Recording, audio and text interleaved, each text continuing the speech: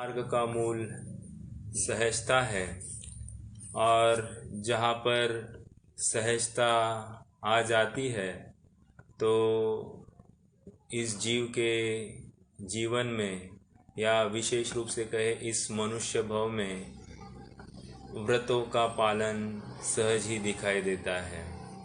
और व्रतों का पालन इसलिए है कि सभी पापों का अभाव करता हुआ जीव अपने परम सौख्य स्वरूपी भगवान आत्मा में स्थित हो जाए। यदि व्रतों का पालन बाह्य क्रियाओं के आश्रित ही रहे तो उसमें ज़्यादा कोई दम नहीं है, क्योंकि एकाध भव में उस कोई अनुकूलता रूपी फल दे देगा, लेकिन उसके पश्चात फिर से पंच परावर्तन रूपी संसार में भटकना ही है। इसलिए ज्ञानियों की माने तो हमें सहजतापूर्वक ही प्रत्येक कार्य में प्रवृत्ति करते हुए अपना आत्मकल्याण किस प्रकार हो सकता है इसका विचार करना चाहिए। और उसी के अंतर्गत हम अब गुणव्रत अधिकार पढ़ रहे हैं। रत्नकरण श्रावकाचार नामक ग्रंथ आचार्य समंतभद्र स्वामी द्वारा रचित यह अनुपम कृति, और उसमें यह गुणव्रत अधिकार, गुणव्रतों का स्वरूप बताते हुए आचार्य समंतभद्र कह रहे हैं कि ये गुणव्रत अणुबृहनाद कह रहे हैं कि गुणाकार रूप से ताकत बढ़ाते हैं। किसकी ताकत बढ़ाते हैं? तो जो अणुव्रत है उनकी ताकत ये गुणव्रत बढ़ाते हैं, और गुणाकार रूप से तो मल्टीप्लाइंग रूप से उनकी ताकत बढ़ाते हैं। ताकत बढ़ाने से क्या लाभ हुआ? कह रहे हैं कि ताकत बढ़ाने से इस जीव की स्थिरता बढ़ती है, और स्थिरता जब बढ़ेगी तो सहज ही बाह्य विषयों की रुचि घट जाएगी और स्वरूप उपादेय रूप से भासित होता हुआ उसमें ही लीन होने की भावना तीव्रतर या तीव्रता को प्राप्त होगी। दिग्व्रत की चर्चा आई। दिग्व्रत में आचार्य देव बता रहे हैं कि जो 4 दिशाएं, 4 विदिशाएं और ऊर्ध्व और अधो दिशा, इस प्रकार 10 दिशाओं का यथा योग्य परिमाण करता हुआ जीव मैं इतनी अवधि या इतनी सीमा के बाहर मैं कदम नहीं रखूँगा, ऐसा विचार करता हुआ वो स्वयं को सीमित करता है। क्या प्रयोजन है इतना सीमित करने का? तो कह रहे हैं कि उस अवधि के बाहर वो जितने भी पाप होते हैं उन सब पापों से वो निवृत्त हो जाता है, अर्थात वो महाव्रती तुल्य हो जाता है। तुल्य हो जाता है, फिर से शब्द है तुल्य। कहने की बात इतनी है कि ये सीमा क्यों कर रहे हैं? तो सीमा इसलिए क्योंकि जितना स्वयं को कंसाइज करेंगे, जितना अपना उपयोग को कम करेंगे, उतना जितने व्ययों में अपना उपयोग कम रमेगा, उतना अपने स्वभाव सन्मुख होने की संभावनाएं बढ़ती जाएगी। यह प्राथमिक अवस्था है, और यहाँ पर जीव रागी द्वेषियों में जाकर लड़खड़ा सकता है, उनसे प्रभावित हो सकता है। इसीलिए यहाँ पर दिशाओं की मर्यादा करने के माध्यम से ये उन दिशाओं में होने वाले जितने भी विकल्प है या राग के प्रसंग है उनसे सहज ही वो निवृत्त हो जाता है। ये चरणानियों की शैली है कि वो जीव को बांधेंगे क्षेत्र की अपेक्षा, और उसका फल उसके भावों की वृद्धि होना है, अर्थात उसके भावों में विशेष पुरुषार्थ की बात है। आइए अब हम दिग्वलय की बात, दिग्व्रत की बात हो गई। 17वां छंद है, अब उसकी चर्चा हम करते हैं। 17वां हो गया मेरे ख्याल से, 71 करना है, राइट?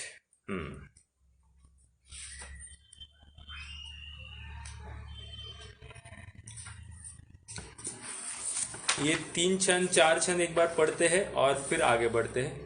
क्या बात है भैया, कोई ज्वाइन नहीं हो रहा है या आपका वेटिंग हो रहे हैं? नहीं नहीं नहीं, कोई नहीं आया अभी तक। अच्छा, मुझे लगा कोई वेटिंग है आपका। ये क्या? 5 जन है। अच्छा अच्छा, ठीक है, कोई बात नहीं। ये आ रहे हैं, शुरू हो रहे हैं। हाँ जी। दिग्व्रतमनर्थ दंड व्रतं च भोगोपभोग परिमाणम् अणुबृहणाद गुणानामाख्यान्ति गुणव्रतान्यार्यः दिग्वलयं परिगणितं कृत्वा तोऽहं बहिर्नयास्यामि इति संकल्पो दिग्व्रत मामृत्यनुपापविनिवृत्त्यै मकराकरसरिदटवी गिरिजनपदयोजनानि मर्यादाः प्राहुर्दिशां दशानां प्रतिसंहारे प्रसिद्धानि अवधे बहिरनुपाप प्रतिविरतेर्दिग्व्रतानि धारयताम् पंचमहाव्रत परिणति मनोव्रतानि प्रपद्यन्ते। आइए अब 71 देखते हैं। प्रत्याख्यानतनुत्वात् मंदतराश्चरणमोहपरिणामा सत्त्वेन दुरवधारा महाव्रताय प्रकल्प्यन्ते। ये 70 रह गया था मेरे ख्याल से, 70 रह गया था। 70 की चर्चा करेंगे पहले। अवधे बहिरणुपाप प्रतिविरतेर्दिग्व्रतानि धारयताम् पंचमहाव्रत परिणति मनोव्रतानि प्रपद्यन्ते। देखो क्या कह रहे हैं, संधि देखते हैं पहले। अवधे, अवधे है बहिर अनुपाप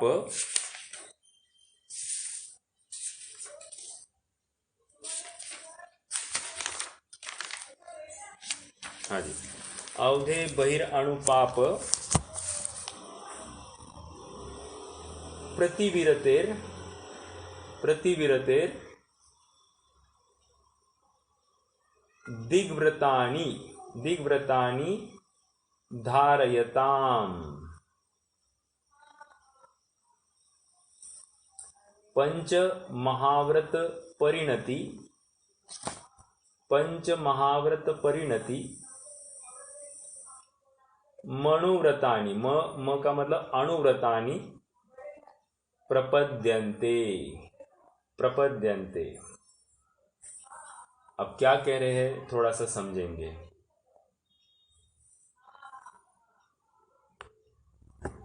ये श्लोक ये है कि जो जीव दिग्व्रत को धारण करता है तो उससे उसको क्या लाभ होता है, ये बात बता रहे हैं। देखिए यहाँ पर दिग्व्रत के माध्यम से इसको सीमित किया है और हमको लगता है दिग्व्रत कुछ नहीं है, बाउंड्री है नहीं, लेकिन ये बाउंड्री नहीं है, बाउंड्री से भी कुछ ज़्यादा है। और क्या है कि बाउंड्री के अंदर ही तुम्हारा अब खेल चलने वाला है। देखो जैसे कोई गाय है, गाय को यदि खूंटे से बांधा जाए और उसकी जितनी बड़ी रस्सी है उतनी ही क्षेत्रफल में वो घूमने वाली है। अब जितनी रस्सी बढ़ती जाए उतना उसका क्षेत्रफल बढ़ता जाएगा। एक बात तो ये है। अब रस्सी ही नहीं है तो गाय कहाँ कहाँ घूम सकती है, इसका हमको मतलब उसको तो स्काई इज द लिमिट, जहाँ चाहे मार्ग मिले वहाँ वो घूम सकती है। तो बात क्या है कि उसके कहीं भी घूमने के या कहीं भी जाने के मार्ग बढ़ जाते हैं। ओके, अर्थात उसको कोई कुछ खिलाएगा, कोई कुछ खिलाएगा, तो जहाँ जहाँ जो जो मिलता जाएगा वहाँ वहाँ वो भागती जाएगी। कहने की बात इतनी ही है कि उसको फैलाव के अवसर ज़्यादा दिखाई देते हैं। सेम वे ओवर हियर, यहाँ पर कह रहे हैं कि ये Digvrat is as good as a खुट्टी। खुट्टी मतलब एक क्या कहते हैं उसको, एक लकड़ी है, उस लकड़ी से बांधा गया है, तो जितनी हम पेरीफेरी रखेंगे उसके अंदर के उस दायरे के अंदर ही चर्चा होगी, उस दायरे के बाहर कोई भी बात नहीं होगी। अर्थात फिर वहां पर कितनी भी कोई चीज ल्यूक्रेटिव क्यों ना हो, उसके लिए अणुव्रती को या जो दिग्व्रती जीव होगा उसको वो अपील नहीं करेगी, उसमें उसको मन ललचाएगा नहीं, अरे उसको ऐसा शल्य नहीं होगा, अरे हमने थोड़ा सा ज़्यादा एक्सटेंड किया होता तो ज़्यादा अच्छा होता, ऐसी कोई बात उसको नहीं होगी। क्यों? क्योंकि ये सीमित हो रहा है। देखो एक प्रयोजन इसका ध्यान में रखना, ये सब क्यों कर रहा है? ये इसलिए कर रहा है कि मुझे अपने आत्मा की प्राप्ति हो, अर्थात आत्म स्वरूप के नज़दीक जाओ। यदि हमारी क्रियाओं का अवलंबन करने का फल हमको आत्म स्वरूप की प्राप्ति नहीं है या आत्मा का अहोभाव नहीं है, तो हमारी ये सब क्रियाएं व्यर्थ है, उसको शुष्क क्रिया कहा जाता है। और शुष्क क्रिया के लिए जिनागम में कोई भी वैल्यू नहीं है, मतलब that is waste of time. मुझे अच्छे से याद है, हमारे नाना जी थे, वो नाना जी हमेशा कहते थे कि कोई गाली दे रहा है और कोई नमोकार मंत्र कह रहा है, अगर भाव शून्य होकर कोई नमोकार मंत्र कह रहा है और कोई गाली दे रहा है, दोनों समान कहते हैं। क्यों? क्योंकि इसका भी उपयोग नहीं है, इसको भी भाव भाषण नहीं है, वे मतलब मात्र अपने उपयोग को रमाने के लिए उस पर्टिकुलर क्रिया में अटक गया है, इतनी ही बात है, और स्वयं को थोड़ा सा धर्मी मान बैठा है, लेकिन वैल्यू आती नहीं है। तो हम ये देख रहे हैं कि अवधि के अंदर ये सीमित हो गया है, इसका फल इसको विषय से हटना या राग द्वेष की कमी होना ही होना चाहिए। यदि इस फल की प्राप्ति हो रही है तो हमको समझना है कि हम यथार्थ मार्ग पर बढ़ रहे हैं, नहीं तो कहीं ना कहीं कुछ हमारी सोच में, हमारे दृष्टि में कहीं कचास है, ये हमको स्वयं को निष्कर्ष आ जाना चाहिए। यदि ऐसा नहीं है तो विचारना है। ओके, अब क्या करें? अवधि बहिर अणुपाप, मतलब अवधि के बहिर, अवधि मतलब जो सीमा है उस अवधि, ओके, अवधि बहिर, बहिर मतलब बाहर, अवधि के बाहर क्या? अणुपाप, अणु कहां से लाया? वो र जो है, र का हलंत करना और अ बाहर निकालना, तो अणु, अणु मतलब छोटा, ओके। अणुपाप मतलब स्थूल पाप का तो त्यागी है, लेकिन छोटे पाप का क्या हो गया? स्थूल पाप का तो वैसे ही त्यागी है, लेकिन अब छोटे पाप का भी क्या हो गया? प्रतिविरतेर, प्रतिविरतेर, प्रतिविरतेर का क्या अर्थ है? विरते, विरति मतलब त्यागी हो गया है, अच्छी प्रकार से त्यागी हो गया है ना? एक मिनट,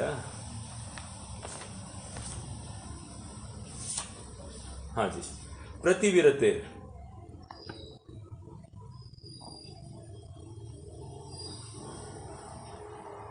त्यागी, यहां पर उन्होंने निवृत्ति ये शब्द लिया है, तो ठीक है, कोई बात नहीं। प्रतिविरतेर दिग्व्रतानि धारयताम, जो दिग्व्रतों का धारी है, धारत्याम धारण करने वाला जो पुरुष है, वो उन पापों का त्यागी या उन पापों से निवृत्त हो जाता है। अब उसका क्या हो गया? ये तो एक अस्थिपरक, एक तो पापों का त्याग हो गया, दिग्व्रत को धारण करने से अवधि के बाहर जितने भी पाप होने वाले थे उनका त्याग हो गया। अब दूसरी बात क्या है? पंच महाव्रत परिणति, और अब इस जीव की उस अवधि के बाहर परिणति कैसी कहलाई जाएगी? पंच महाव्रत परिणति, अर्थात उनके जो परिणाम है पंच महाव्रत तुल्य माने जाएंगे। ओके, पंच महाव्रत परिणति मनुव्रतानि प्रपद्यन्ते, मनुव्रतानि, मतलब अणुव्रत के प्रपद्यन्ते प्रतिपादन करते हैं। ओके। अनुव्रत के लिए जो अवधि के बाहर उसके जो परिणति है वो पंच महाव्रत के अनुसार कही जा रही है। प्रश्न शिष्य का, अभी शिष्य ने एक शब्द सुना है, व्हाट इज प्रपद्य पंच महाव्रत ये क्या है? आप तो पंच महाव्रत और अनुव्रतानी दोनों बातें एक ही सेंटेंस में कह रहे हो।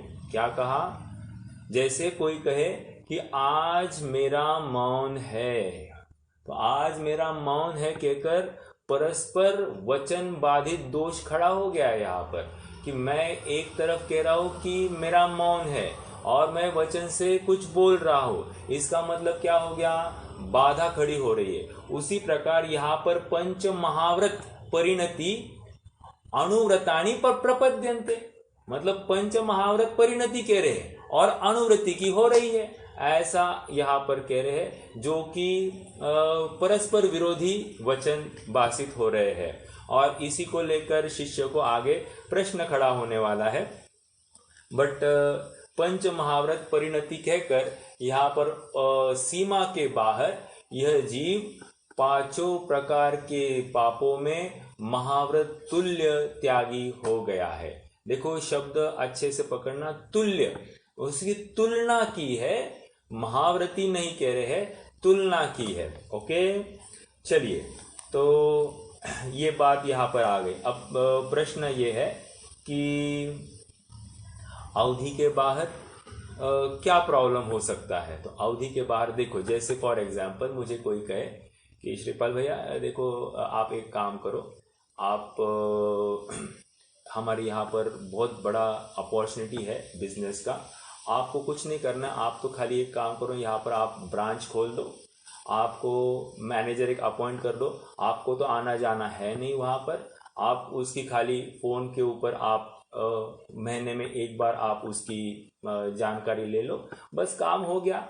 तो आपका अवधि के बाहर की कोई बात नहीं रही और आपका काम भी चल जाएगा, आपको जाना आना भी नहीं। तो यहाँ पर कह रहे ऐसा नहीं होगा, क्योंकि अवधि के बाहर नो व्यापार, अवधि के बाहर नो चर्चा, अवधि के बाहर नो न्यूज़, मतलब मालूमात भी नहीं लेनी है मुझे। हाँ, तो यहाँ पर कह रहे हैं कि किसी भी प्रकार से मुझे वहाँ की कोई बात से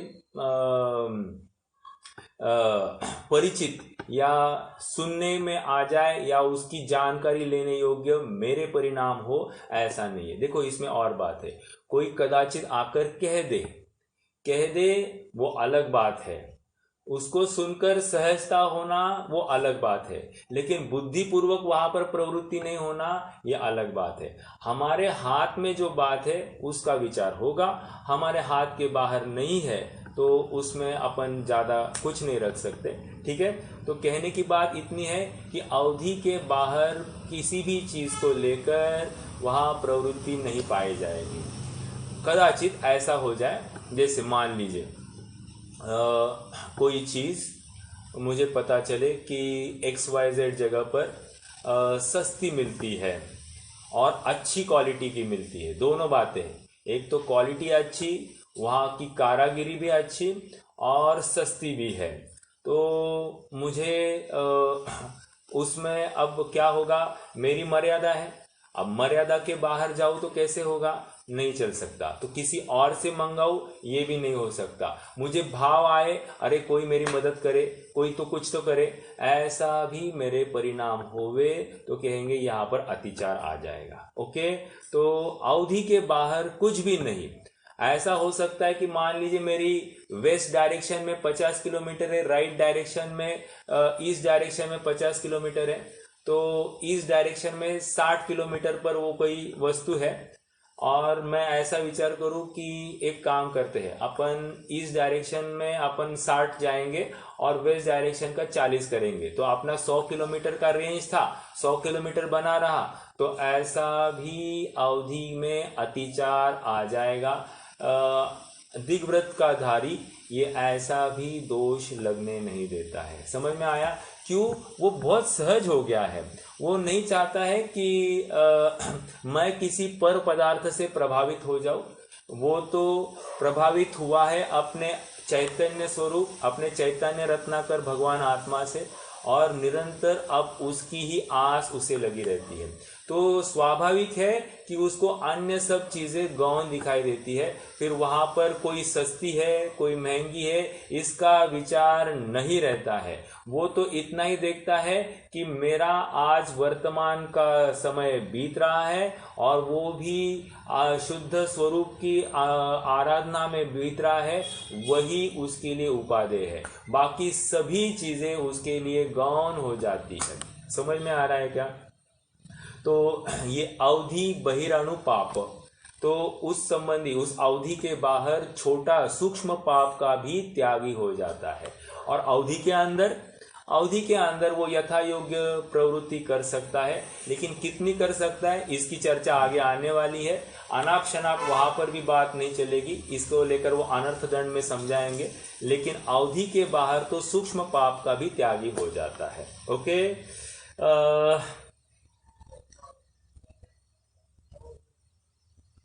इसका काफी बातें हैं। जैसे आप कहोगे कि मान लीजिए कि बाहर से फ्रूट्स आते, जैसे मुकेश भैया ने प्रश्न किया था, फ्रूट्स आते हैं उसका कैसे लगाएंगे, या फिर कोई ड्राई फ्रूट्स की बात है वो आते हैं उसका कैसे लगाएंगे। तो यथा योग्य जो खान पान की चीजें हैं जो अपने आश्रित नहीं है, वो तो सबके लिए कॉमनली मंगाई गई है, स्पेसिफिकली मेरे लिए मंगाई नहीं गई है, और हम यहाँ के वेंडर से ले लेंगे तो उसमें कोई प्रॉब्लम नहीं है। जैसे अभी आपको थोड़ा सा बताओ, दुबई में सोना सस्ता है कि नहीं? सस्ता है। कोई कहे अरे मेरा अभी साला वहां से आ रहा है वाया दुबई, तो उसको बोल दूं आते आते 1 तोला ले ले, क्योंकि 50,000 तरफ फ्री है, तो इसलिए उसको कोई ड्यूटी नहीं, अपने को सस्ता आ जाएगा। अब मुझे इन्वेस्टमेंट करनी थी, तो इन्वेस्टमेंट की इन्वेस्टमेंट और सस्ता का सस्ता। तो ऐसा लोभ अनुवृत्ति नहीं करेगा। दिग्व्रत में दोष आए। क्यों? उसने मर्यादा मान लीजिए की होगी भारत की, और भारत के बाहर से कोई आ रहा है, तो ऐसा वो नहीं करेगा। समझ में आया कि एक छोटा सा उदाहरण इस प्रकार दिया। हाँ, अब मान लीजिए सोना आता है दुबई से यहाँ पर किसी जवेरी के दुकान में, और वहां को जाकर हम लेते हैं, तो वो हमारे लिए अलग से नहीं मंगाया गया, फॉर एनी कस्टमर, तो इस रूप में आया है, तो वहां पर जाकर हम खरीदी करते हैं, तो वहां पर दोष नहीं है। हाँ, हमारे लिए वैयक्तिक स्तर पर हमारे लिए आता है, तो वहां पर फिर वो दोष गिना जाएगा। समझ में आ रहा है क्या? तो ये हर जगह पर इस प्रकार हम लगा सकते हैं। ओके, देखो यहाँ का भावार्थ पढ़ते हैं। जो अनुवृत्ति गृहस्थ 10 दिशाओं की मर्यादा लेकर रहते हैं, उनकी मर्यादा के भीतर तो अनुव्रत ही रहे, किंतु मर्यादा के बाहर समस्त त्रस्थावर जीवों की हिंसादि 5 पापों के त्याग होने से अनुव्रत ही महाव्रत बने को प्राप्त होते हैं। एक महत्वपूर्ण शब्द वहां पर डाला है कि त्रस्थावर जीवों के आदि जीवों के 5 पापों का त्याग, मतलब हिंसादि 5 पापों का त्याग उनका वहां हो जाता है। देखो, कहते हुए उन्होंने मात्र त्रस्थावर जीवों की हिंसा आदि ले लिया। आदि मतलब वहां पर सत्य की बात हो गई, चोरी की बात हो गई, कुशील की बात हो गई, और परिग्रह की बात हो गई। तो देखो ना, थोड़ा सा विचार करते। अभी जैसे हमको एक पर्टिकुलर बाउंड्री मिल गई है, इसके बाहर हमको जाना ही नहीं, तो हम उसका विकल्प क्यों करेंगे? नहीं करेंगे। तो सहज ही हम उस बाउंड्री के बाहर के परिग्रह संबंधी के विकल्प से भी हम बच जाएंगे। तो परिग्रह की बात हो गई।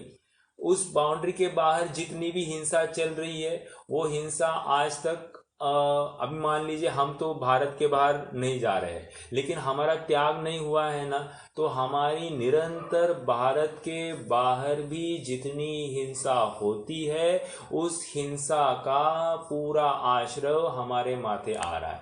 आप कहोगे हम तो सोचते भी नहीं है, सोचते नहीं है बात बराबर है, लेकिन ये अपना जैन फिलॉसफी है और यहाँ पर ये कह रहे हैं कि अगर आपको बाहर जाने का कोई विकल्प नहीं है तो आप उसकी मर्यादा कर लो, तो बाहर का कोई भी दोष आपको नहीं आएगा।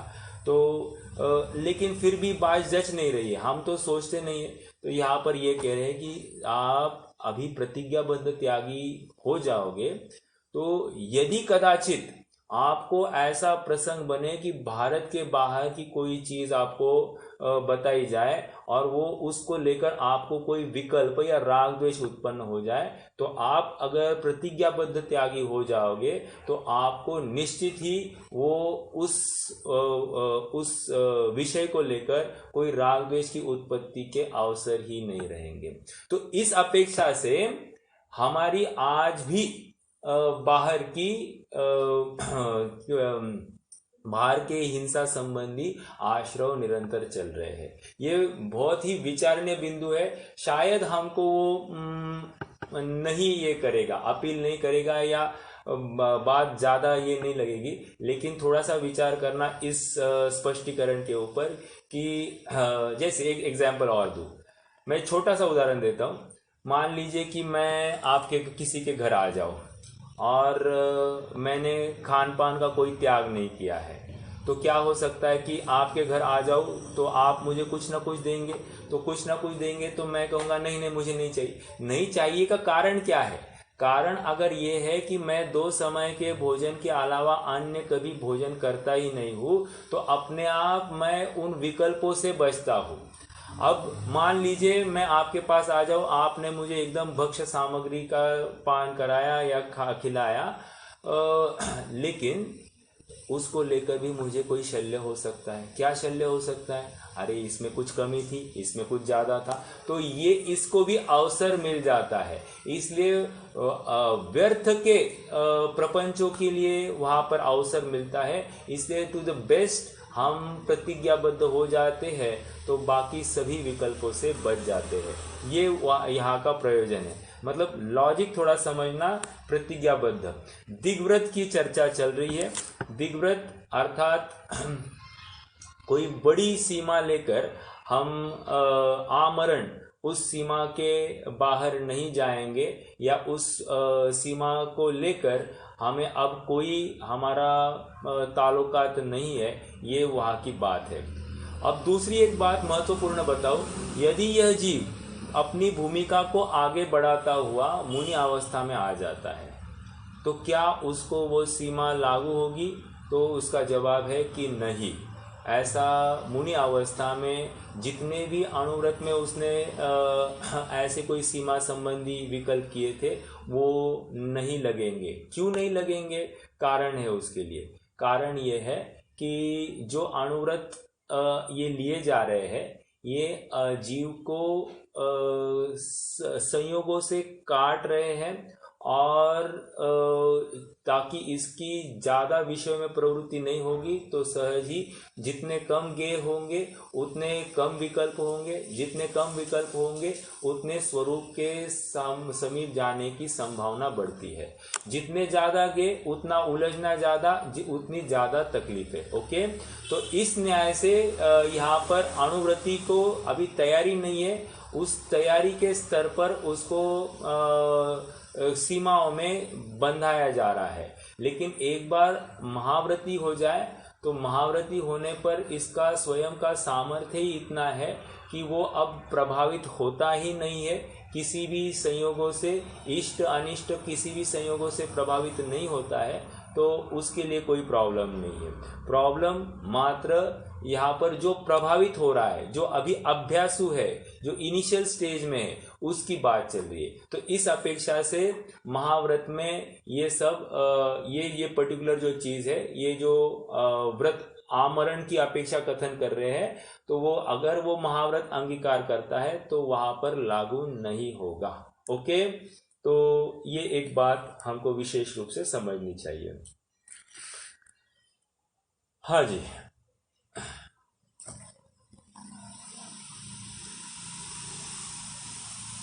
तो अब प्रशिष्य का प्रश्न खड़ा हुआ है कि आप महाव्रत परिणति प्रपद्यन्ते को प्राप्त होता है ऐसा कह रहे हैं, तो आप उसको महाव्रत क्यों नहीं कह रहे हो? बहुत ही लॉजिकल प्रश्न है कि आप उसको महाव्रत क्यों नहीं कह रहे हो, महाव्रत परिणति क्यों कह रहे हो? तो आचार्य देव अब यहाँ पर समझाएंगे कि देखो दो बातें हैं। एक तो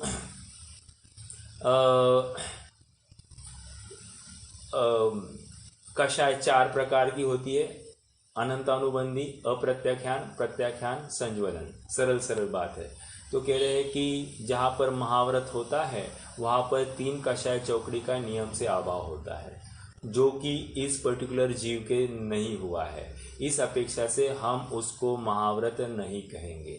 दूसरी बात, ये गृहस्थी में है और गृहस्थी में जब जीव होता है उसको महाव्रत नहीं हो सकते, ये नियम है। तो इस अपेक्षा से भी उसको हम महाव्रती नहीं कह सकते। फिर प्रश्न खड़ा हुआ, फिर आपने उसको महाव्रत परिणति क्यों कहा? तो कह रहे हैं कि सुनो, ये जो उसका प्रत्याख्यानावरण का उदय है ना, पंचम गुणस्थानवर्ती श्रावक है, तो इसके अनंतानुबंधी का उदयाभावी क्षय, अप्रत्याख्यानावरण का भी उदयाभावी क्षय और प्रत्याख्यानावरण का मंदतर उदय है। देखो डिग्री कौन सी यूज कर रहा हूं, मंदतर, मंद, मंदतम, मंदतर। तो मंदतर उदय है, जो कि कोई ताकत ही नहीं है उसमें। तो इस अपेक्षा से नहीं के बराबर समझ लो, और इसलिए वो महाव्रत परिणति हम कह रहे हैं। समझ में आ रहा है कि महाव्रत परिणति कहने का तात्पर्य इतना ही है कि वहां पर उसके प्रत्याख्यानावरण कर्म की जो शक्ति है अत्यंत मंदता को प्राप्त हो गई है, इस अपेक्षा से उसको महाव्रत परिणति कह रहे हैं। ओके, जैसे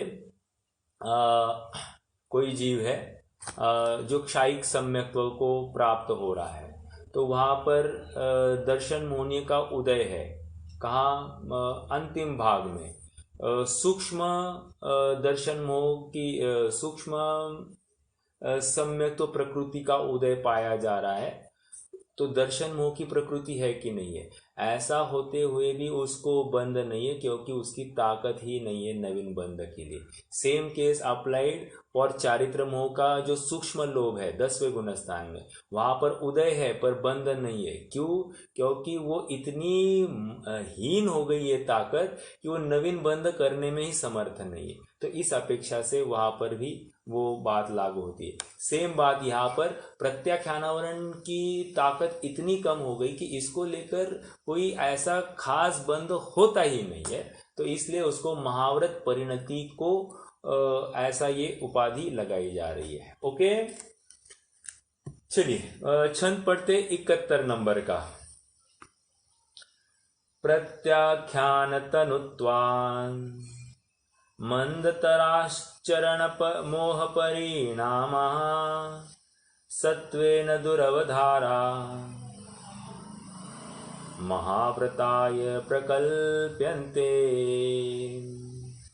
फिर से, प्रत्याख्यान तनुत्वान् मंदतराश्चरण मोह परिणामः सत्वेन दुरवधारा महाव्रताय प्रकल्प्यन्ते। देखो संधि देखते हैं। प्रत्याख्यान, प्रत्याख्यान, ओके, तनुत्वात्, तनु, तनु, ओके, तनुत्वात्,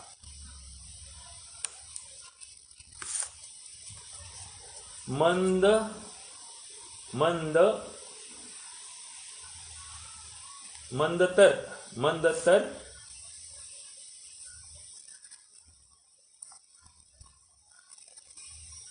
चरण मोह परिणामा। मंदतर, मंदतरा है क्या? मंदतराहा, मंदतराह चरण मोह परिणाम, वो तो श जो है उसका विसर्ग हो जाता है। ओके, और विसर्ग होने से फिर आगे का शब्द क्या होगा? मोह परिणाम। ओके, मोह परिणाम सत्वेन सत्वेन दुहु दुहु उवधारा, दुरवधारा का भी मैंने संधि कर दी, दुहु अवधारा, दुहु अवधारा। ओके, महाव्रताय प्रकल्प्यन्ते, महाव्रताय प्रकल्प्यन्ते। अब देखो क्या कह रहे हैं। प्रत्याख्यान, अंतिम जो शब्द पद है महाव्रताय प्रकल्प्यन्ते, तो महाव्रत की प्रकल्प्यन्ते, प्रकल्पते, प्रकृष्ट रूप से कल्पना करते हैं, महाव्रत की कल्पना करते हैं। देखो देखो, जैसे देवों के प्रकार है, देवों में क्या है? एक है कल्पवासी और एक है कल्पाती। तो कल्पवासी क्यों कहते हैं? कल्पना की है, वहां पर सब बातें कल्पित है, कल्पना की है, इस अपेक्षा से वो उनका कल्पवासी यह शब्द दिया गया है। वैसे यहाँ पर प्रकल्प्यन्ते, प्रकृष्ट रूप से कल्पना की है, महाव्रत संबंधी कल्पना की है। ओके, कल्पना है नहीं, समझ में आया क्या? महाव्रत होना अलग बात और महाव्रत की कल्पना करना अलग बात। ओके, और एक महत्वपूर्ण बात है, ये जीव वैसे अनुव्रत क्यों धारण कर रहा है? जीव अनुव्रत इसलिए धारण कर रहा है, उसको महाव्रती होना ही है। ओके, तो किसी अपेक्षा से अब ये स्वयं को महाव्रत तुल्य देखेगा, अपने को स्वयं को ऊपर की भूमिका में बिठाने की कोशिश भी कर रहा है। तो ये अपेक्षा भी वहां पर समझनी चाहिए कि महाव्रत की कल्पना वो स्वयं को इमेजिन कर रहा है। यदि मैं महाव्रत को अंगीकार करता हूं तो मैं कितना प्रभावित होऊंगा, तो इस अपेक्षा से वो स्वयं को टेस्ट कर रहा है। ओके, और ऐसा टेस्ट कर रहा है कि देखो, जैसे फॉर एग्जाम्पल हमको जो ज्ञानी पुरुष होते हैं वो यूजुअली उनको तो कोई तकलीफ आती नहीं है जीवन में, और यदि फिर वो करते क्या है, वे स्वयं तकलीफों को खड़े करते हैं और स्वयं के परिणाम को आजमाते हैं। मैं वही बात कर रहा हूँ, ये जो दिग्व्रत है इन्होंने स्वयं खड़ा किया है और खड़ा करके अपने परिणाम को आजमा रहे हैं कि क्या मैं कितना स्ट्रांग हो गया हूँ, कितना कैपेबल हुआ हूँ, कि मुझे पर वस्तु कितनी अपील कर रही है, कितना प्रभावित कर रही है, इसका भी वे चिंतन निरंतर करेंगे। और इस अपेक्षा से यहाँ पर ये महाव्रताय प्रकल्प्यन्ते, कल्पना कर रहे हैं कि मैं आगे बढ़कर मुझे प्रभावित होऊंगा या नहीं होऊंगा। ओके, आइए ऊपर देखते हैं। प्रत्याख्यान तनुत्वान, प्रत्याख्यानावरण, प्रत्याख्यानात का अर्थ यहाँ पर प्रत्याख्यानावरण चतुष्क। ओके, तो कह रहे प्रत्याख्यानावरण क्रोध मान माया लोभ का मंद उदय होने से। तनु, तनु मतलब क्या? तनु मतलब देखो, तनुवात्वल है, तनु मतलब विरला, मतलब पतला। ओके, पतला होना, पतले को ही क्या कह रहे हैं? कृश होना, कम होना, बारीक होना। ओके, तो कह रहे प्रत्याख्यानावरण का क्या हुआ? तनुवान, मतलब तनु हो गया है, कृश हो गया है, क्षीण हो गया है, ज्यादा ताकत नहीं रही है उसमें। और क्या है? मंदतर, और वो कैसा है? क्षीण हुआ है, तो किस जाति का क्षीण हो गया है?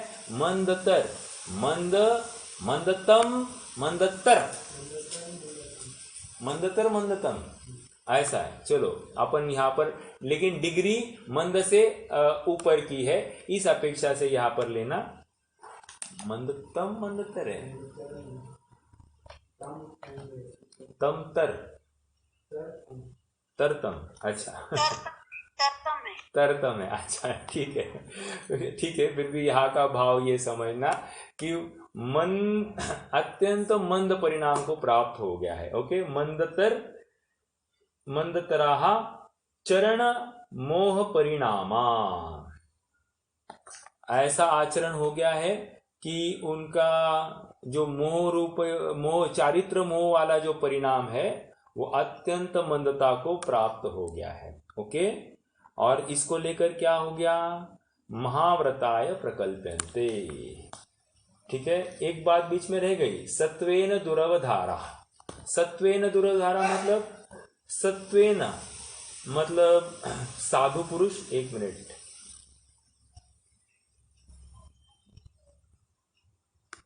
हाँ, साधु पुरुष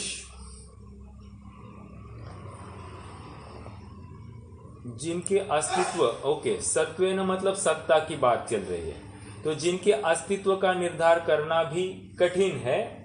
दुरवधारा, दुरवधारा मतलब दुष्कर रूप से अवधारण करना।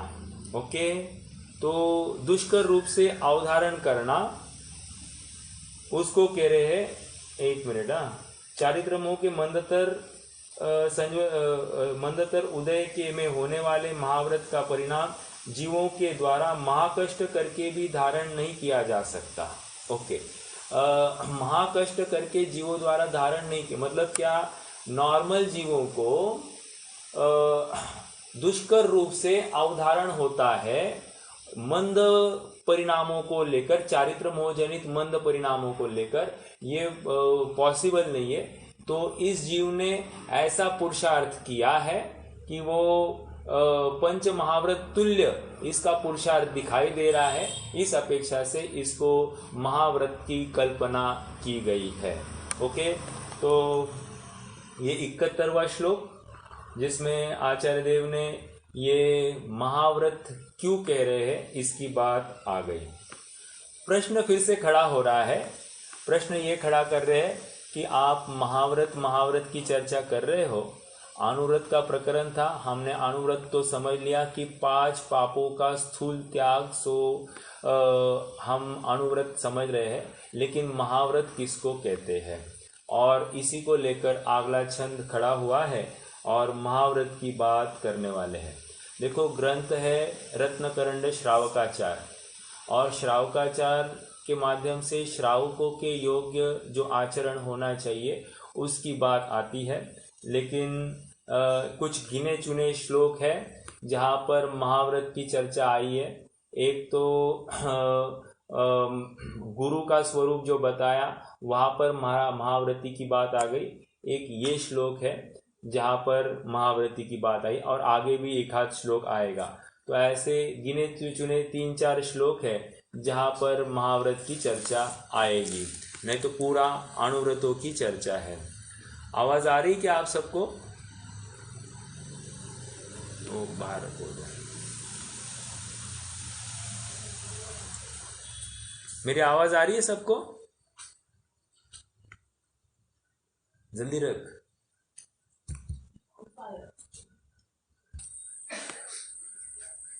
चलिए, अब यहाँ पर महाव्रतों की चर्चा अब अगले श्लोक के माध्यम से की जाएगी। अपन महाव्रत कैसे होते इसको दर्शाने वाला ये अगला श्लोक, श्लोक नंबर 71। सब पढ़ते हैं। प्रत्याख्यान तनुत्वान, नहीं 72वां श्लोक है, 72, आई एम सॉरी। पंचानां पापानां हिंसादीनां मनोवच काये कृतकारितानुमोदे त्यागस्तु महाव्रतं महताम्। फिर से, पंचानां पापानां हिंसादीनां मनोवच काये कृतकारितानुमोदे त्यागस्तु महाव्रतं महताम्।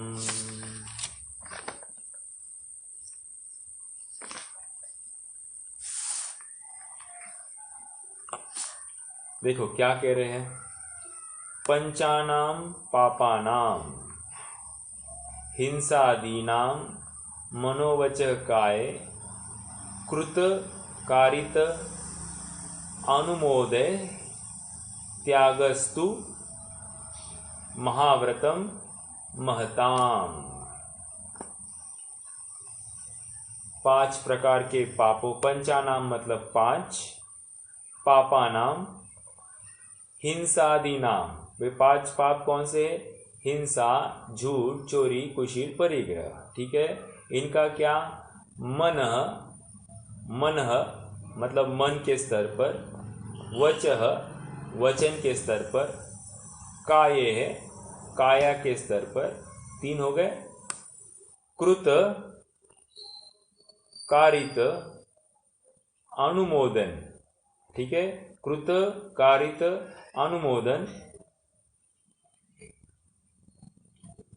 त्याग है, उनका त्याग। महताम, प्रमत्त, विरत आदि गुणस्थानवर्ती महापुरुषों का महाव्रतम महाव्रत होता है। भवती, भवती कहाँ है? यह अलग से लगाना। महाव्रत होता है। कहने की बात यह है, 5 पापों का त्याग मन वचन काय के स्तर पर तथा कृतकारित अनुमोदन के स्तर पर जहाँ पर पाया जाता है वो महाव्रत कहलाता है। अब इसमें और बातें बची है। कौन सी बात बची है? वहाँ पर 4 कषायों का त्याग, क्रोध, मान, माया, लोभ भी लगा लेना है। तो 108 कोटि से त्यागी हो जाएंगे। कितने? 108 कोटि से त्यागी हो जाते हैं।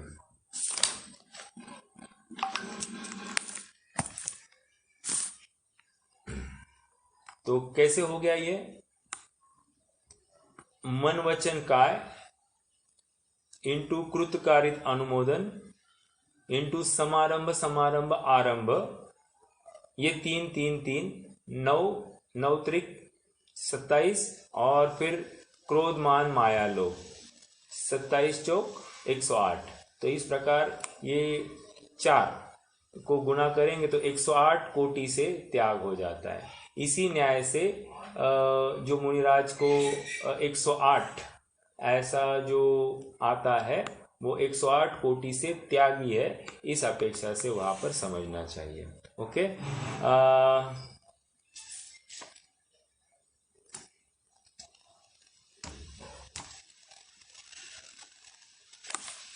अब थोड़ा सा और विचार करना है हमको। ये तो 72 नंबर की गाथा के माध्यम से यहाँ पर महाव्रतों का स्वरूप समझाया गया। एक बात हमको विचार करनी है कि ये जो गुण व्रत है या फिर ये शील व्रत है, ये शील व्रत कौन से अणुव्रतों की रक्षा करते हैं। ये थोड़ी सी एक छोटी सी चर्चा है जिसको हम पहले उठाते हैं। हाँ, तो कह रहे हैं कि ये 7 शील व्रत मतलब जो रक्षा करने वाले हैं। किसकी रक्षा करने वाले हैं? तो अणुव्रतों की रक्षा करने वाले। तो ये कौन से अणुव्रत की रक्षा करते हैं, ये थोड़ा सा अपन इस पर्टिकुलर बिंदु की थोड़ी चर्चा करते हैं। देखिए, पहला कौन सा है? दिग्व्रत।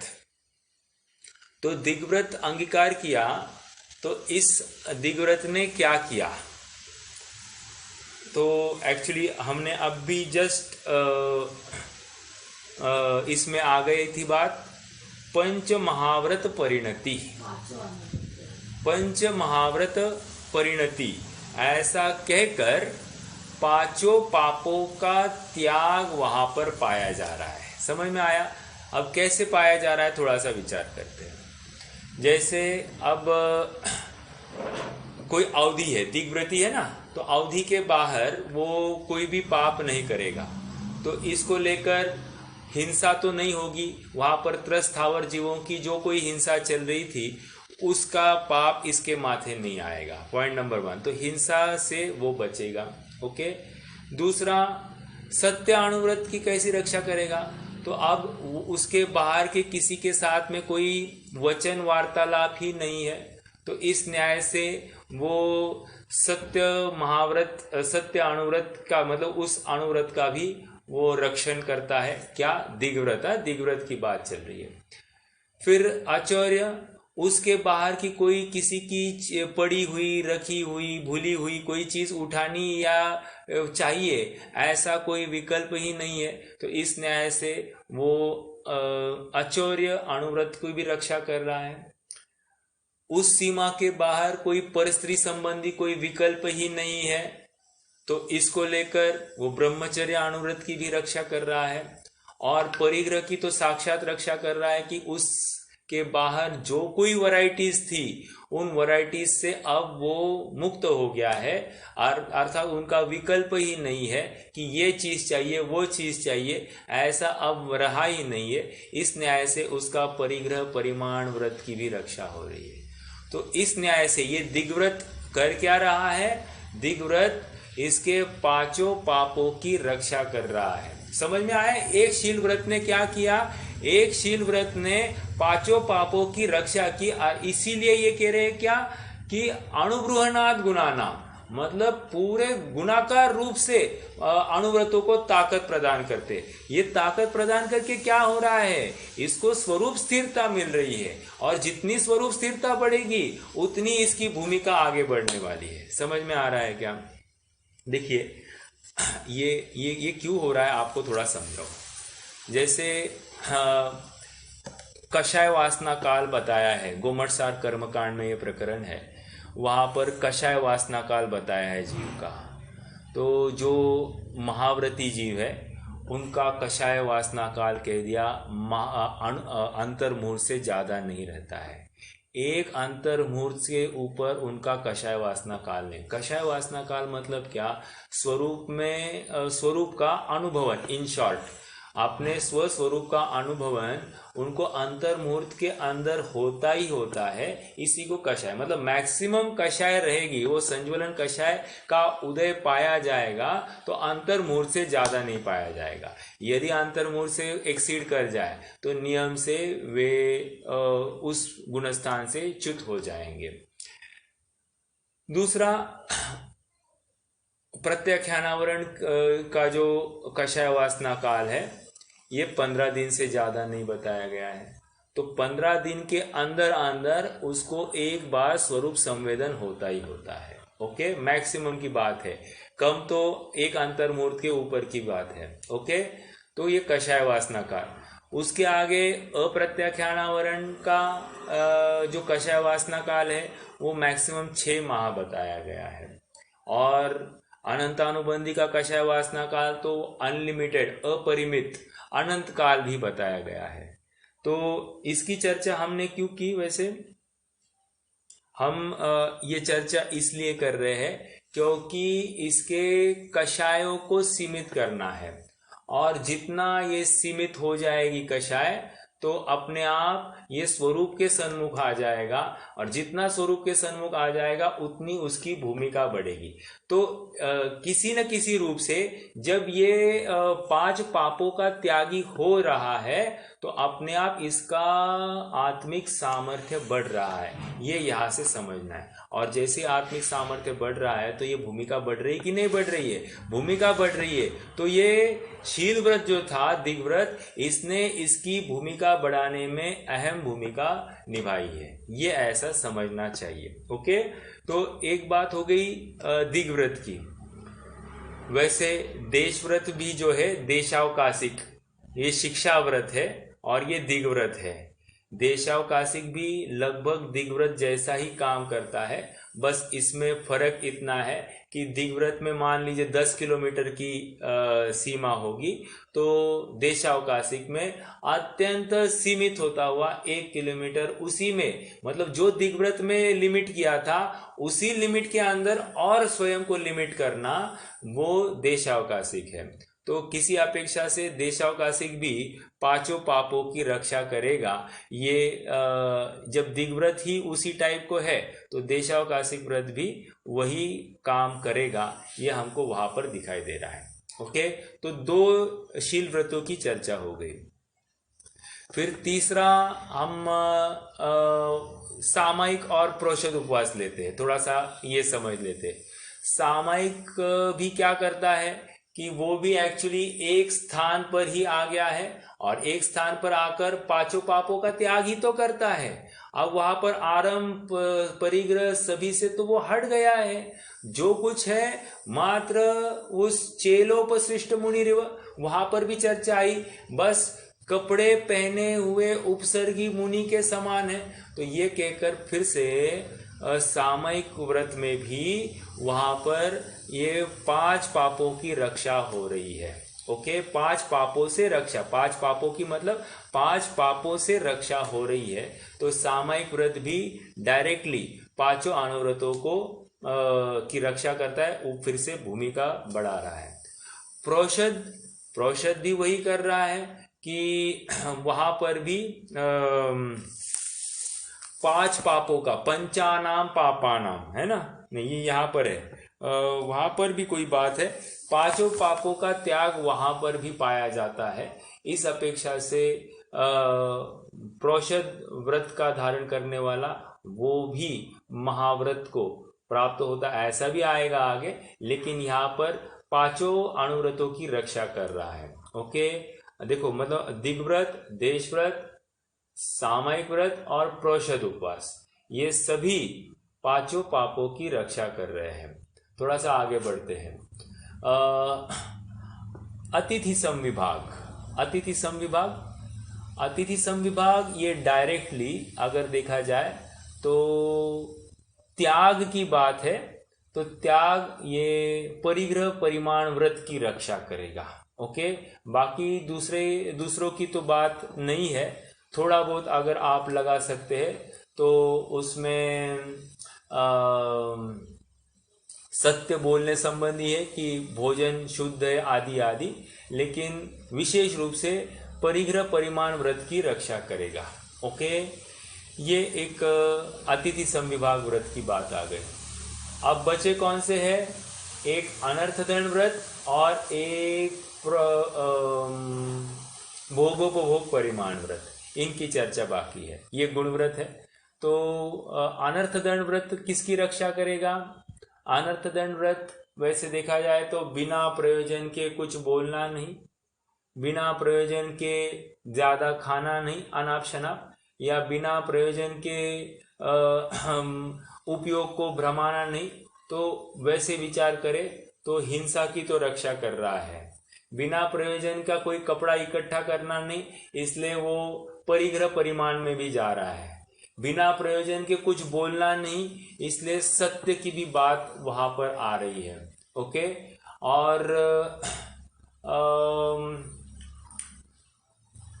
और क्या है? तो ये 3 की तो डायरेक्टली वो रक्षा कर रहा है। ओके, कौन सी? अहिंसा, सत्य, परिग्रह परिमाण। ओके, और भोगोपभोग भी किसी अपेक्षा से 5वां तो परिग्रह परिमाण है, उसकी तो रक्षा कर ही रहा है, और भोग के माध्यम से यहाँ पर ब्रह्मचर्य अनुव्रत की रक्षा कर रहा है। क्यों? क्योंकि जो एक बार भोगा जाए उसको भोग, और जो बार बार भोगा जाए उसको उपभोग। तो भोग में क्या लिया है? भोग में भोजन लिया है, और उपभोग में कपड़े, घर, या फिर स्त्री आदि, गाड़ी आदि, जो कोई चीजें हैं, इन सबको उपभोग में लिया है।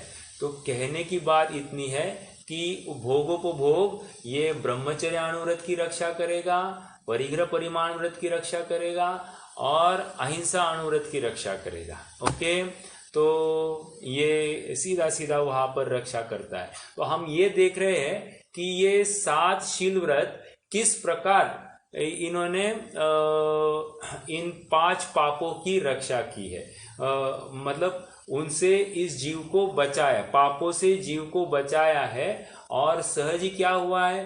पाप से बचा है जीव, तो उसके परिणाम मंद हुए। मंद परिणाम होने से इसको स्वरूप सन्मुक्ता में विशेष लाभ होने वाला है। ओके, देखो ये साइकोलॉजी है। यहां से हटाओ तो बराबर लगेगा कहाँ? जैसे एक छोटा बच्चा है, छोटे बच्चे के हाथ में मान लीजिए कोई छुरी है, अब वो छुरी छोड़ नहीं रहा है, अगर हम खींचेंगे तो उसको हाथ कट जाएगा।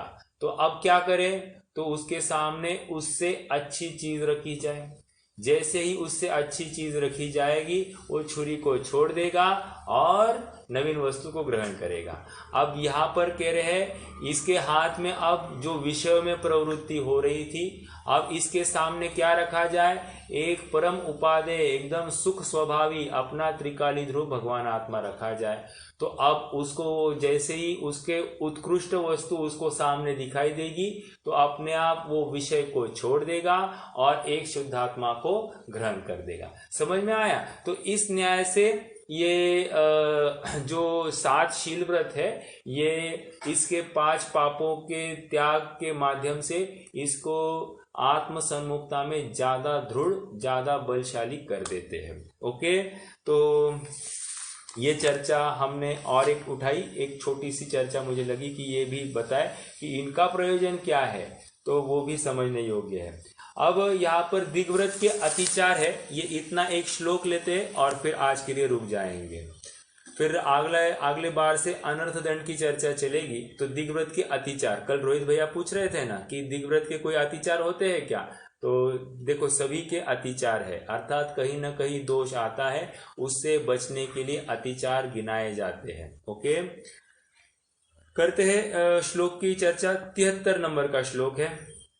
ऊर्ध्वाधस्तातिर्यग व्यतिपाताः क्षेत्रवृद्धिरवधिनां विस्मरणं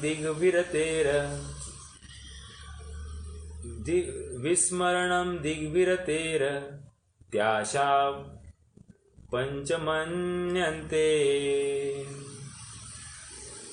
फिर से थोड़ा सा दिग्व्रते ऐसा पढ़ना है और रत्याशा ऐसा कंटिन्यूसली पढ़ना है। देखो अभी पढ़ते फिर से। ऊर्ध्वाधस्तातिर्यग व्यतिपाताः क्षेत्रवृद्धिरवधिनां विस्मरणं दिग्विरते रत्याशा पंचमन्यन्ते। देखो संधि करके देखते हैं। ऊर्ध्वः अधस्ता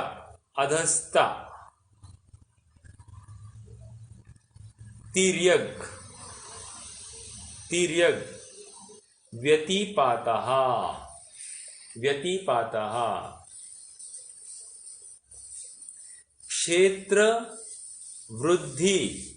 क्षेत्र वृद्धि ही अवधिनाम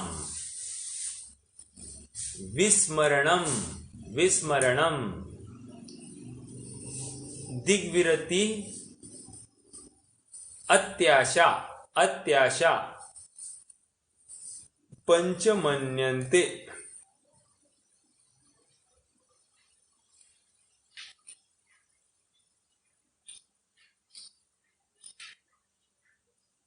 देखो क्या कह रहे हैं।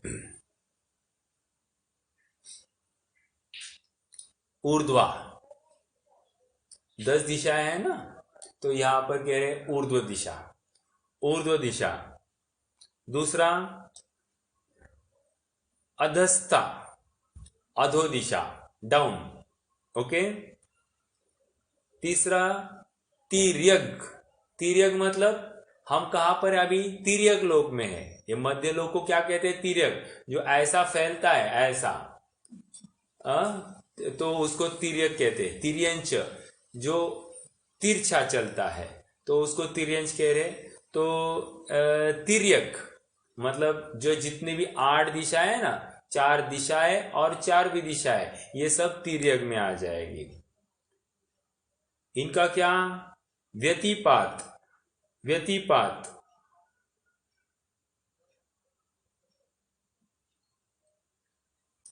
क्षेत्र वृद्धि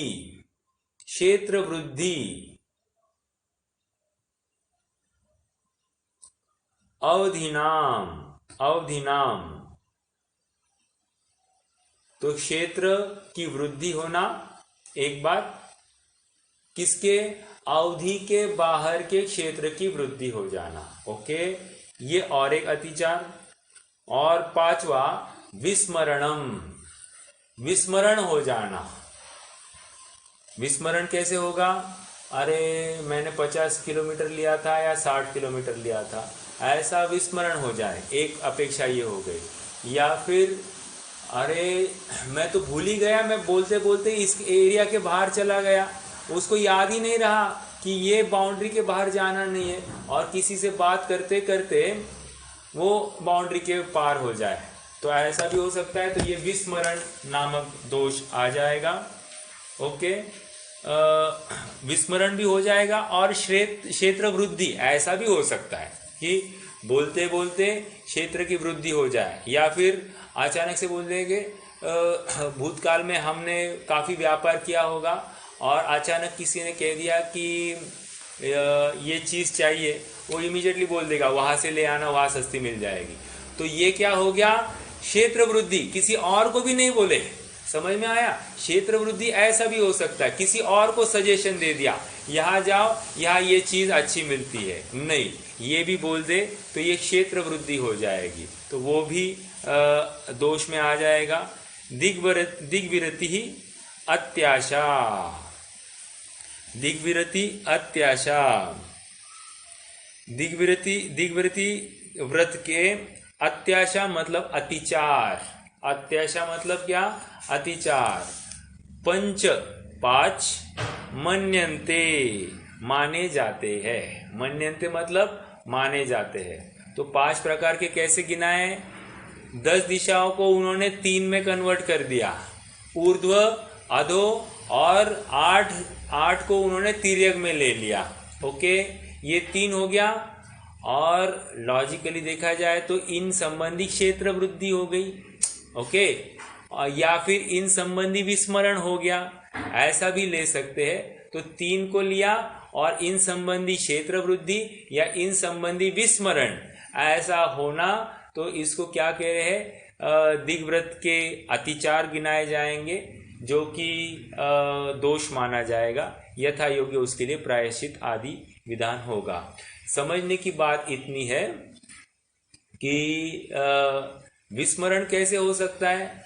जैसे देखो, एक बताता हूँ, यदि हमें सीधी सी बात है, जैसे कोई एटीएम है, एटीएम का पिन कोड हमको अगर ज़्यादा दिन हम वो एटीएम यूज़ ही नहीं करें, तो क्या हो जाता है, विस्मरण हो जाता है।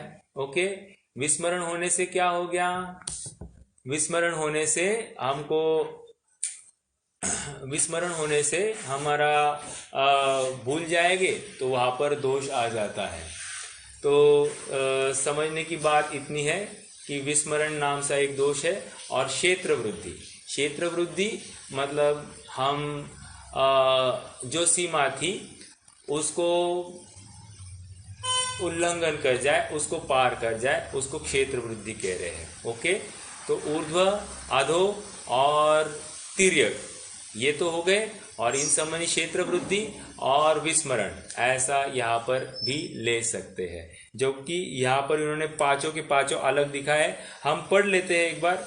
दिशाओं की मर्यादा की थी, उसका अज्ञान से या प्रमाद से उल्लंघन कर देना वह अतिचार है। 2 बातें कह रहे, अज्ञान से और प्रमाद से, 2 बातें हो गई। सदाशिव दास जी वाली टीका है। जैसे ऊंचाई की मर्यादा का पर्वत पर चढ़कर भंग कर देना, ऊर्ध्व अतिपात हो गया। ओके, कुआ बावड़ी तालाब आदि में नीचे उतरने की ली हुई मर्यादा भंग कर देना। अब नीचे गया है तो कैसे बावड़ी होगी या फिर अटवी होगी, ये सब किस में आएंगे, ये अधस्तातिक्रम। ओके, देशों गुफाओं आदि में प्रवेश कर मर्यादा को भंग कर देना तिर्यक व्यतिक्रम है।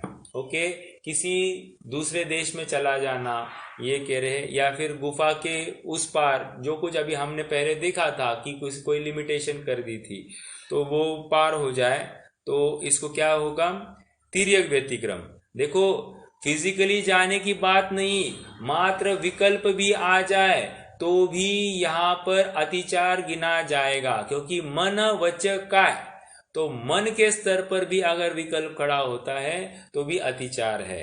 फिर आगे वचन के माध्यम से या काय के माध्यम से तो बात कुछ और ही है। देखो, बहुत बार ऐसा हो सकता है कि लोक में तो हमारा ये दोष दिखाई नहीं देगा, क्यों? मन के स्तर पे आया ना, कौन पकड़ सकता है अपने मन की बात। लेकिन यहाँ पर कह रहे हैं कि ये तो हम स्वयं के परिणामों को पकड़ेंगे और स्वयं ही स्वयं को उसके लिए दंड आदि बात रखेंगे, अतिचार मानेंगे, उसके लिए प्रायश्चित आदि का विधान करेंगे। ओके, तिर्यक अतिक्रम हो गया। मर्यादा का क्षेत्र किसी विशेष प्रयोजन हेतु बढ़ा लेना, क्षेत्र वृद्धि। यहाँ पर अपेक्षा क्या दी है क्षेत्र वृद्धि की?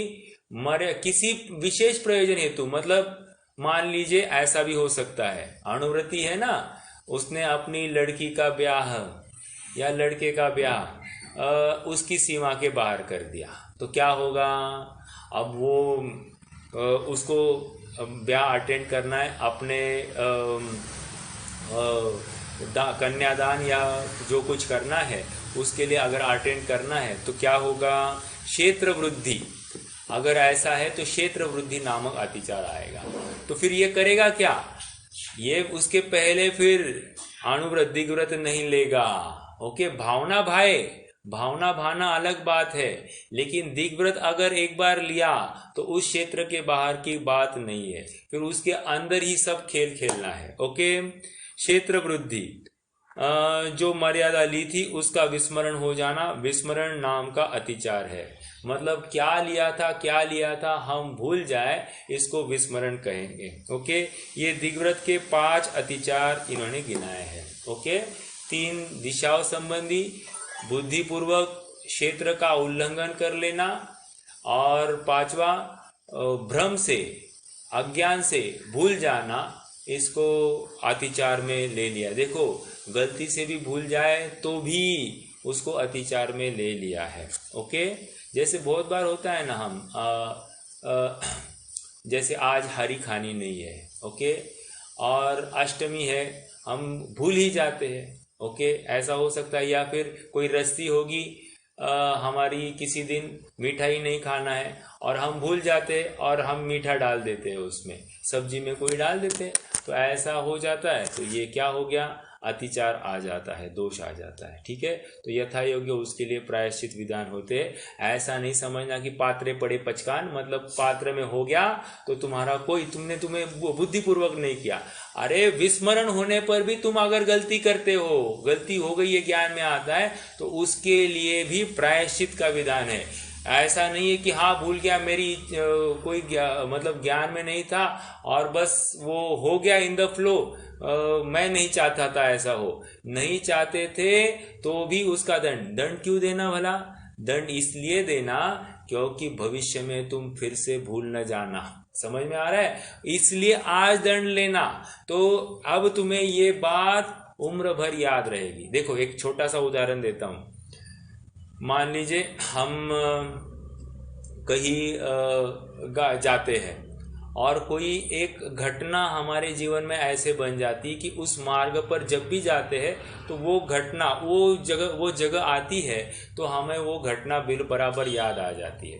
जैसे फॉर एग्जाम्पल, हमारी गाड़ी जहाँ पर पंचर हो जाती है तो हम कितने बार भूलते हैं कि इस जगह पर मेरी गाड़ी पंचर हो गई थी? नहीं भूलते हैं। तो ये क्यों हुआ? क्योंकि वो घटना ऐसी बैठी अपने हृदय में कि हम उसको भूल नहीं सकते हैं। उसी प्रकार कोई गलती हो गई है, वो तो अकस्मात आया प्रसंग है। यहाँ तो कह रहे कि भूल से कोई गलती हो गई है, उसको अगर हमको अब उम्र भर याद रखना है कि ये गलती हो गई है, तो स्वयं को प्रायश्चित दे देना। तो प्रायश्चित जैसे ही देंगे, हम फिर से नहीं भूलेंगे, भूल से भी नहीं भूलेंगे, ऐसी बात है। ओके, तो आज हमारी ये चर्चा दिग्व्रत संबंधी हो गई, उसके 5 अतिचारों की भी चर्चा हो गई।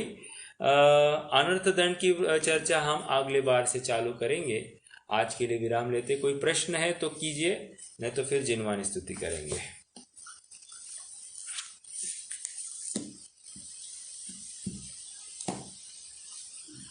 चलिए। निज निधि